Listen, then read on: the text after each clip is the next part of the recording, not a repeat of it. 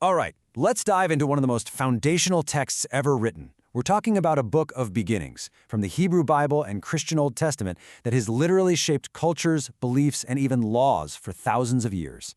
This is our explainer of the foundational stories from the book of Genesis. You know, pretty much every culture has a story that tries to answer the big questions, right? Where did we all come from? Why is the world the way it is?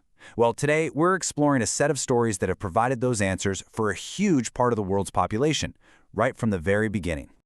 So the story kicks off not with some chaotic battle between gods, but with this really deliberate, orderly process of creation.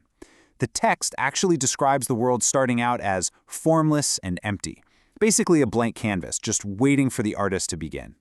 I mean, this has to be one of the most famous opening lines in all of literature. Right off the bat, it sets this incredibly powerful tone, establishing one single creator as the source of everything that's about to happen.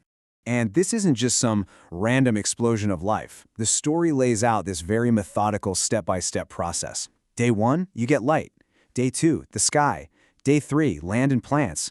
It just builds so logically, layer on top of layer, all leading to this final crowning moment on day 6, the creation of humankind. And at the end of all this, there's this declaration. The whole creation isn't just finished, it's very good.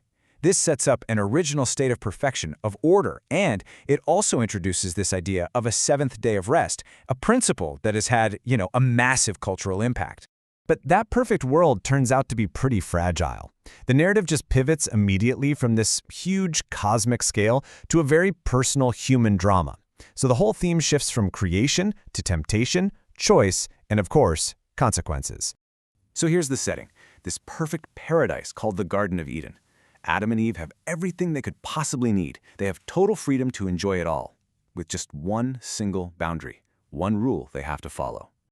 And here it is, the central conflict laid out perfectly. On one side, you have a clear command with a very severe warning of death, and on the other, a flat-out contradiction from the serpent, who promises not death, but godlike knowledge.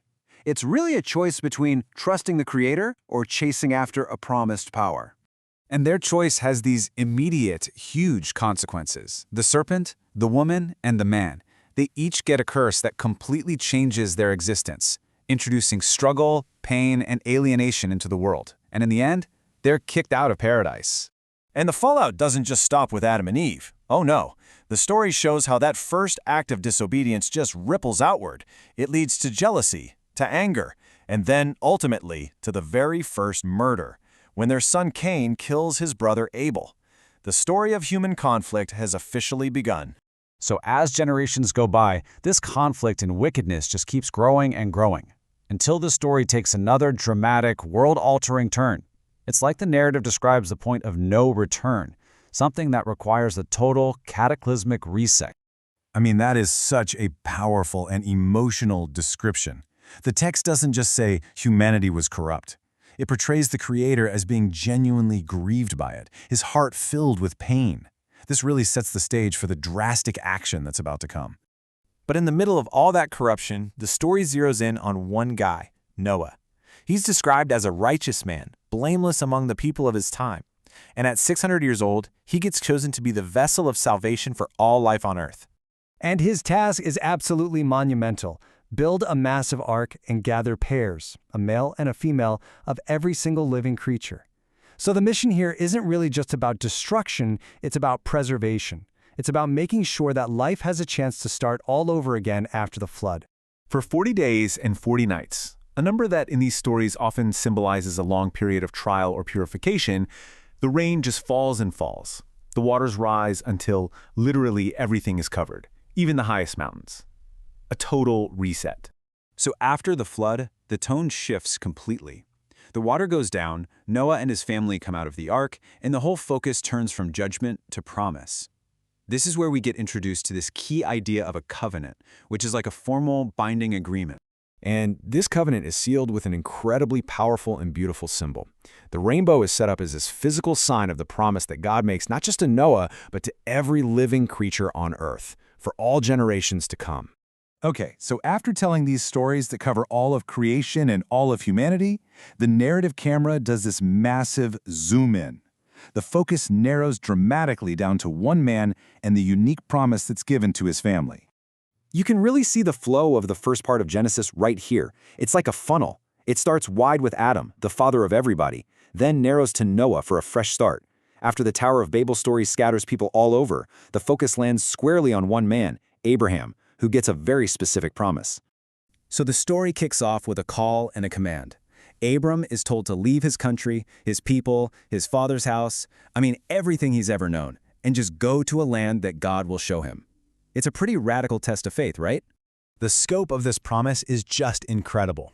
It's personal for Abraham, he's going to become a great nation, but it's also explicitly universal. The ultimate goal is that all peoples on earth will be blessed through him. This one promise really sets the trajectory for the rest of the entire Bible. So let's break down the core parts of that covenant. It's a promise of descendants, a promise of land, of legacy, and of a global blessing. These promises become the engine driving the actions of Abraham and his family for the rest of the book. And the rest of Genesis basically becomes a family saga. It's the story of Abraham's kids and grandkids, Isaac, Jacob, and Joseph, as they live and struggle and just grapple with what it even means to be the people carrying this incredible world-changing promise. And this all brings us to a final thought. From the orderly creation of the cosmos to the painful loss of paradise, a world reset by a flood, and finally, a specific promise given to one family, these foundational stories have profoundly shaped art, ethics, and history. So the question for us is, how do we still see their echoes in our world today?